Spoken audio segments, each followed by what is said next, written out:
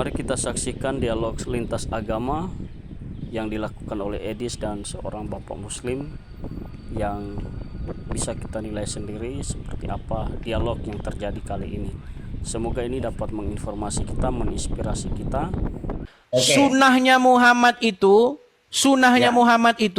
sudah ditinggalkan waktu dia meninggal atau nanti 200 tahun kemudian di zamannya Bukhari baru ada. Itulah namanya sanad. Makanya saya bilang, nih, ini kalau Anda mengikuti hadis ya. Coba Pak Rahman. Pak Rahman ada Al-Quran di situ, biar Anda saya tunjukkan. Semakin Anda mengikuti hadis, semakin dekat Anda nanti akan meninggalkan dan akan membuangnya. Coba, sekarang saya tanya kepada Anda. Adakah di situ Al-Quran? Ada. Oke, coba bukakan kepada saya di dalam Al-Quran tersebut surat, sebentar ya, saya tampilkan dulu gambarnya, sabar, sebentar, sedikit. Nih, coba nih. Coba bukakan kepada saya Quran surat Al-Ahzab nomor 63. Al-Ahzab 63. Ini kalau Anda jadi pengikut hadis nih, akhirnya Anda bingung sendiri. Sabar ya teman-teman ya. Manusia bertanya kepada Muhammad tentang hari kiamat. Katakanlah, ilmu tentang hari kiamat hanya di sisi Allah. Dan tahukah engkau boleh jadi hari kiamat sudah dekat waktunya. Oke, baik. Ya. Al-Quran memerintahkan orang-orang bertanya kepada kamu, wahai Muhammad, tentang hari kiamat. Apa perintah Allah supaya Muhammad mengatakannya? Apa? Katakanlah, Hari kiamat di sisi Allah. hari kiamat itu di sisi Allah. Pengetahuan tentang hari kiamat itu hanya di sisi Allah. Dan boleh jadi kiamat itu sudah dekat. Ya. Betul? Ya. Al-Quran memerintahkan, kalau ada orang bertanya kepada kamu, wahai Muhammad, tentang hari kiamat, bilang, ucapkan kepada mereka, hanya Allah yang tahu. Betul? Ya. Tapi di dalam hadis, di dalam Sahih Muslim nomor 854, apa yang Muhammad katakan? Kiamat itu akan terjadi hari Jumat. Betul? Adakah Muhammad menuruti perintah Allah yang diperintahkan kepadanya? Jikalau orang bertanya kepadamu tentang hari kiamat, Hari Jumat itu berapa kali dalam sebulan? aduh, dengar. Hari Jumat itu berapa kali dalam sebulan? Gini, dengar. Misal Allah berfirman kepada Pak Rahman, dengar Pak Rahman ya. Pak Rahman, kalau ada orang bertanya kamu tentang hari kiamat, katakan, pengetahuan tentang hari kiamat itu hanya di sisi Allah. Berarti kalau, dengar Pak Rahman. Kalau ada orang bertanya kepada Anda tentang hari kiamat, apa jawaban Anda? Ini kan di sini di sisi Allah. Kan sudah dibilang sama Muhammad. Coba baca lagi suratnya. Coba baca lagi pelan-pelan suratnya. Oke. Katakanlah ilmu tentang hari kiamat. Enggak, dari awal. Manusia bertanya kepadamu, wahai Muhammad, tentang hari kiamat. Katakanlah, ilmu tentang hari kiamat itu hanya di sisi Allah. Dan tahukah engkau, boleh jadi hari kiamat itu sudah dekat waktunya. Disuruh bilang apa Muhammad kalau ada orang yang bertanya tentang hari kiamat? Di sisi Allah. Oke. Harusnya ketika umat bertanya kepada Muhammad, wahai Rasulullah, kapan hari kiamat? Seharusnya apa jawab Muhammad?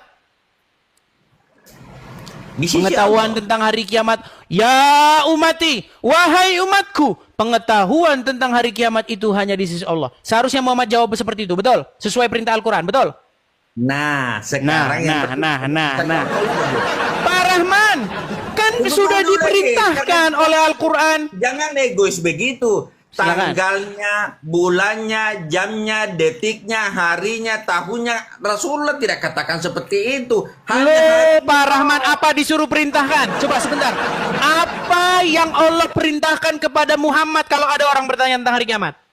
Itu di sisi Allah kan? Oke, katakanlah pengetahuan tentang hari kiamat itu hanya di sisi Allah, betul? Harinya. Oke, hanya itu yang disuruh Muhammad jawab kalau ada orang yang bertanya, betul? Ya. Tapi di dalam hadis Sahih Muslim nomor 854, orang bertanya tentang hari kiamat dan apa kata Muhammad?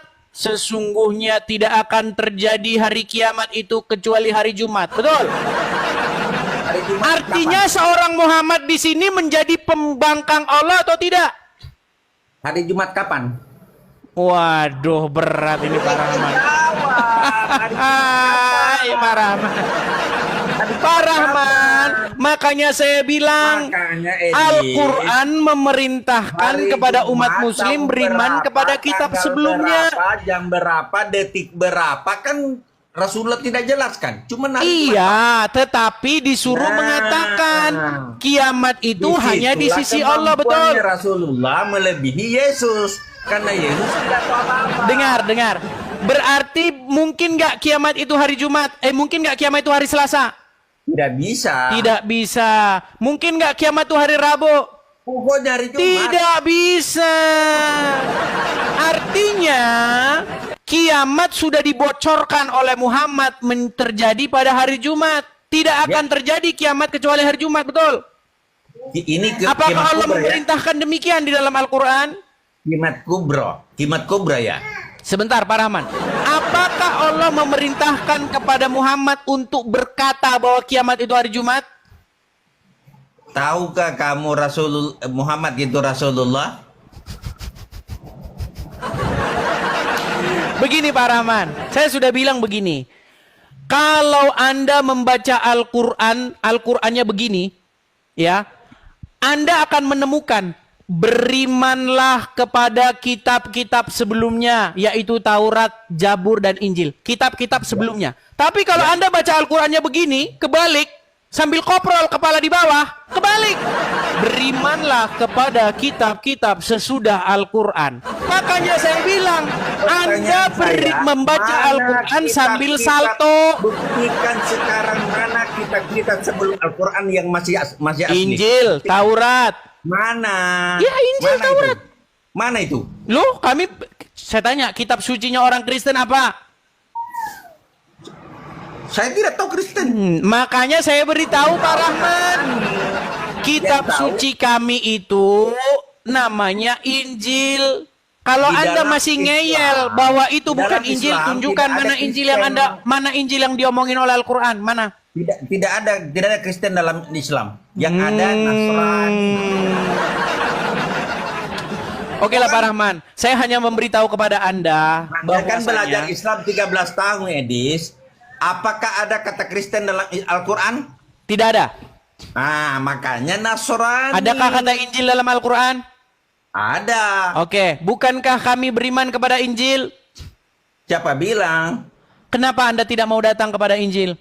Padahal Al-Quran Anda memerintahkan untuk datang kepada Injil. Kapan Yesus memerintahkan Anda ke gereja? Buktikan. Anda malah lari kemana-mana ini saudara-saudara. Anda. Pak Rahman, Dan sebagai tahu- saya berpesan kepada Anda begini, Pak Rahman, dengarkan. Pesan saya begini.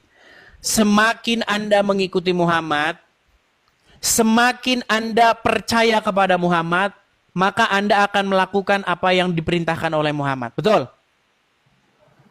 Apa Insya yang Allah. diperintahkan oleh Muhammad kepada Anda? Minimal 5 rukun salat. Enggak. Kalau Anda bertemu dengan orang Yahudi dan Nasrani, apa yang harus Anda lakukan? Sesuai dengan ajaran Muhammad. Seorang kafir yang tidak mengganggu Islam. Wah, tambah-tambahin yang tidak mengganggu. Pak Rahman, oke lah, karena Pak Rahman terus-menerus memelintir hadis, saya gini pesan kepada Pak Rahman, baca hadis itu baik-baik. Tidak ada di situ kalau kamu bertemu dengan Yahudi dan Nasrani yang mengganggu Islam, nggak ada di situ kata-kata yang mengganggu. Di situ kata-katanya jelas. Kalau kamu bertemu dengan Yahudi, bertemu dengan Nasrani di jalan, maka desaklah mereka ke jalan yang sempit, betul? Itu sama perang. Nah, ditambah-tambahi lagi. Perang. Oke lah Pak Rahman, Ini kita sudahi mampus dulu ya. ya. Kita beri kesempatan kepada muslim yang Oke. lain ya. Oke, terima kasih banyak. Terima kasih, Pak Rahman. Jangan plesetkan hadis ya. Saya tidak memplesetkan Pak Rahman, justru Jadi Anda yang sesuai dengan memplesetkan. peruntukannya ya. Oh. Oke. Oke, selamat malam Pak Rahman. Semoga kiranya waktu seiring berjalannya waktu semakin hati Anda terbuka untuk datang kepada Tuhan Yesus. Nah, itulah tadi dialog yang dilakukan oleh Endis dengan seorang bapak yang tentu kita bisa nilai sendiri dan kita bisa lihat sendiri apa yang menjadi pelajaran dari dialog ini. Semoga bisa menjadi berkat buat kita.